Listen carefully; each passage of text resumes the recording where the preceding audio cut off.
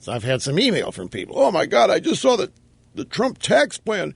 Rush, it looks just like Obama's. It looks like just like Clinton's, like it's a tax the rich tax plan. And I don't think that's the case. Now, again, it's limited how much detail I've been able to absorb here, but what I've been able to see of it so far, I don't think he's talking about the rich as the left talks about the rich. When the left talk about the rich, they mean anybody. Well, in 1996, the rich was anybody of $50,000 or above. Today, it's not much more than that. And that's not who Trump's talking about. Trump is talking about the 1% of the 1%. He's talking about some of these really highfalutin, he calls them the hedge fund guys, who aren't effectively paying nothing. Now, I went back, I mentioned to you that you can find, in the 1980s, you can find evidence of Ronald Reagan with similar tax proposals to what I have seen of the Trumpsters. If you go back to May of 1985, after the first Reagan tax cuts, he proposed even more tax reform. He made a speech. And in the speech announcing his new proposals, which included slashing taxes for families, as Trump has done today. In that same speech, Reagan said the following: under our new tax proposal, the oil and gas industry will be asked to pick up a larger share of the national tax burden. The old oil depletion allowance will be dropped from the tax code except for wells producing less than 10 barrels a day. By eliminating this special preference, we'll go a long way toward ensuring that those that earn their wealth in the oil industry will be subject to the same taxes as the rest of us. It's only fair. Continue our drive for energy independence. The current treatment of the costs of exploring and drilling for new oil will be maintained. We are determined to cut back on special preferences that have too long favored some industries at the expense of others.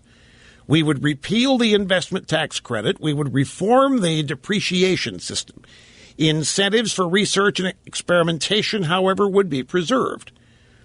There is one group of losers in our tax plan, Reagan said in May of 1985. The one group of losers in our tax plan are those individuals and corporations who are not paying their fair share, or for that matter, any share. These abuses cannot be tolerated. From now on, they shall pay a minimum tax. The free rides are over. Now, some of this may come as a surprise to some of you because the impression of Reagan and taxes is that it was slash, slash, slash, cut, cut, cut. And, of course, by the time the left gets through with what Reagan did, the rich weren't paying anything. I don't know how many of you, because that has been part of the left's history revisionism since the 1980s. I don't know how many of you think that Reagan got rid of taxes on the rich. But it's just the exact opposite, folks. The rich ended up paying more after Reagan's tax reform.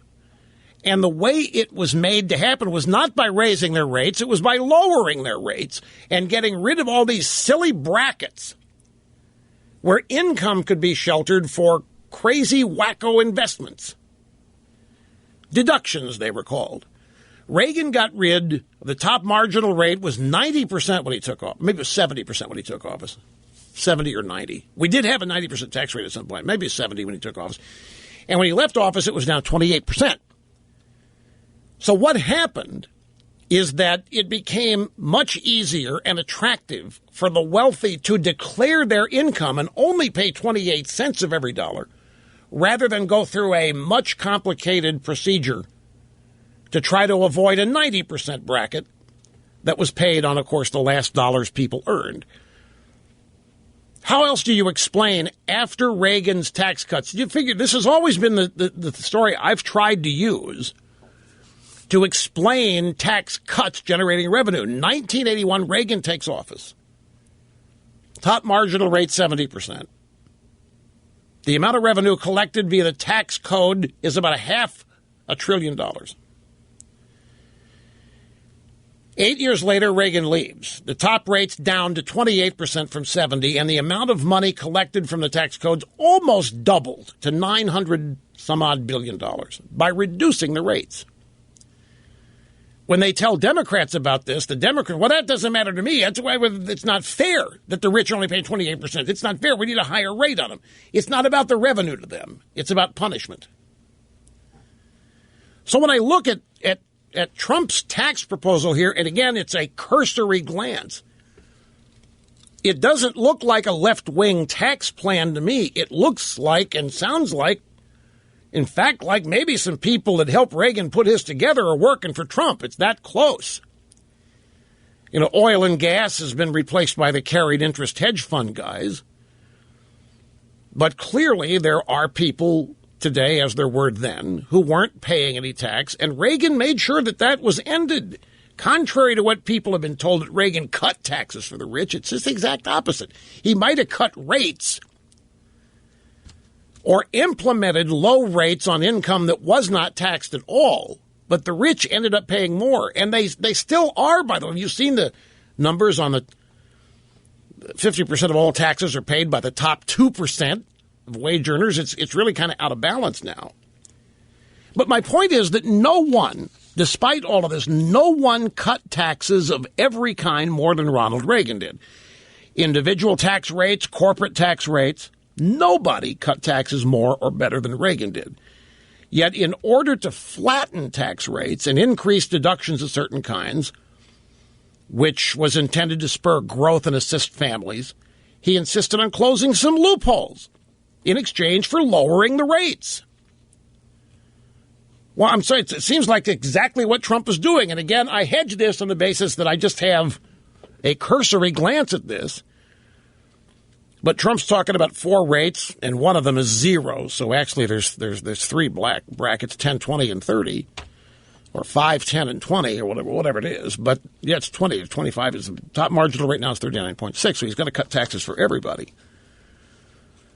You know, I still think this is too complicated. You know, I'm for a fair tax or flat tax, 15, 18% and be done with it. I know that's never going to happen. I know that the tax code writers are never going to give up their power. We'd have to elect a whole brand new Congress. But nevertheless, that's what I favor. But let's not sit here and pretend that Trump's tax plan is Bernie Sanders.